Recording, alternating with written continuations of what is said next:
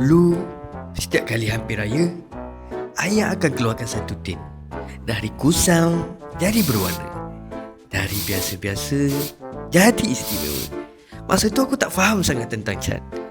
Aku tak tahu pun apa itu kualiti, teknologi. Aku cuma tahu satu perkara.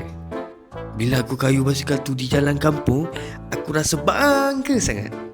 Seolah-olah basikal itu basikal paling cantik di dunia. Masa terus berjalan. Samurai Tuki, cat yang lebih kuat, warna yang lebih hidup, dan hasilnya lebih tahan lama. Ui, padu kali ni, menyala. Bagi kami, motor tu bukan sekadar kenderaan. Ia adalah simbol persahabatan. Setiap perjalanan bersama kawan-kawan menjadi kenangan yang tak pernah dilupakan. Dan setiap kali aku melihat warna motor itu bersinar, aku teringat satu perkara. Perjalanan ini baru saja bermula. Masa terus bergerak ke hadapan. Di tangan aku sekarang masih ada tin samurai. Tapi kali ini samurai automotif. Teknologinya lebih maju, hasilnya lebih sempurna. Namun ketika aku menyebut cat itu, aku perasan satu perkara. Di sebelah aku berdiri seorang budak kecil, anak aku.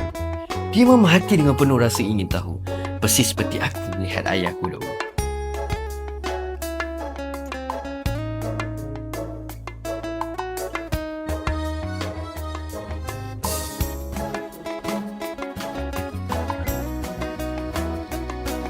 Perjalanan pulang ke kampung menjadi sesuatu yang sangat istimewa.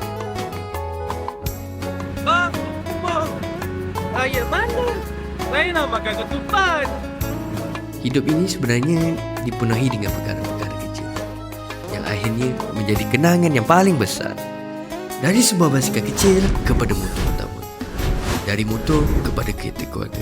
Setiap fasa kehidupan ini membawa cerita yang berbeza. Dan tanpa kita sedari, samurai sentiasa ada dalam setiap perjalanan itu.